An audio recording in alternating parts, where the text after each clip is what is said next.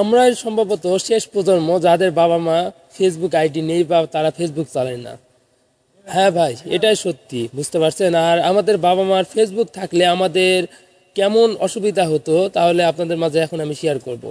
আমাদের এই প্রজন্মের পরের প্রজন্ম যারা আসবে, মানে আমাদের সন্তানেরা, তাদের কিন্তু ফেসবুক আইডিও থাকবে, আমাদেরও ফেসবুক আইডি থাকবে। আমরা কিন্তু চেক করতে পারবো যে তারা কি করতেছে, আর আমাদের বাবা মা কিন্তু চেক করতে পারতেছে না, বুঝতে পারছেন। তো আজকে এই বিষয় নিয়ে আলোচনা করবো ইনশাল্লাহ। আমাদের বাবা মা মনে করে যে ফেসবুক আইডি মানে হচ্ছে কারো সমালোচনা অর্থাৎ নিন্দা করা, বা টাকা চলে যাবে, বা হ্যাক হবে, বা কোনো কিছু একটা হবে, বা বিকাশ থেকে টাকা চলে যাবে, বা যে কোনো সিস্টেম যাই ধরেন। তো এইরকম তারা ভাবে, কিন্তু তারা ভাবে না যে এখানে কি হয়। তারা এটাও ভাবে হ্যাঁ, ফেসবুকে হচ্ছে যে ছবি আদান প্রদান করা যায়, বা হচ্ছে কারোর সাথে অচেনা কারোর সাথে কথা বলা যায়, বুঝতে পারছেন, এইরকম ভাবে।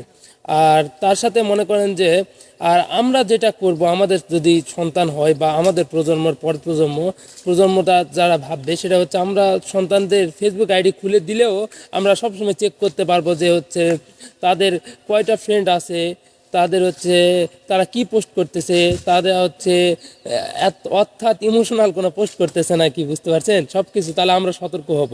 তো যাই হোক, বিষয়টা হলো, আমাদের বাবা মা ফেসবুক অ্যাকাউন্ট না থাকলে আমাদের সুবিধা হলো যে, মনে করেন যে আমরা যদি ফেসবুকে কোনো খারাপ কিছু ছড়াই বা ভালো কিছু ছড়াই, তারা দেখতে পারতেছে না, বুঝতে পারছেন।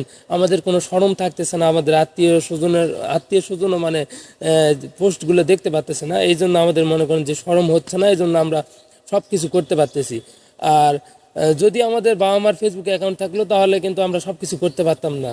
আমি কিন্তু মনে করেন যে কোন বড় ভাইকে নিয়ে যদি কিন্তু ছবিটা পোস্ট করতে পারতাম না, হয়তো বা আমার বাবা মার নিষেধ আছে, তার সাথে ঘোরাফেরা আমি ওটা করতে পারতাম না, কিন্তু যদি আমার বাবা মার ফেসবুক অ্যাকাউন্ট থাকতো, বুঝতে পারছেন।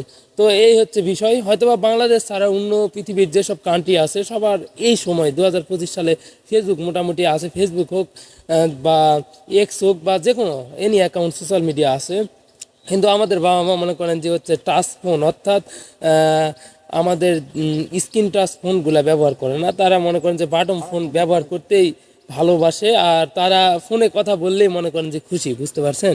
এই হচ্ছে বিষয়। আর হচ্ছে আমরা এখন আমাদের করণীয় কি? আমাদের করণীয় হচ্ছে আমরা হচ্ছে খারাপ কোনো কিছু করব না, ইনশাল্লাহ আমরা ন্যায়ের পথে থাকবো, সত্যের পথে থাকবো, সব কিছু ভালো পোস্ট করার চেষ্টা করব।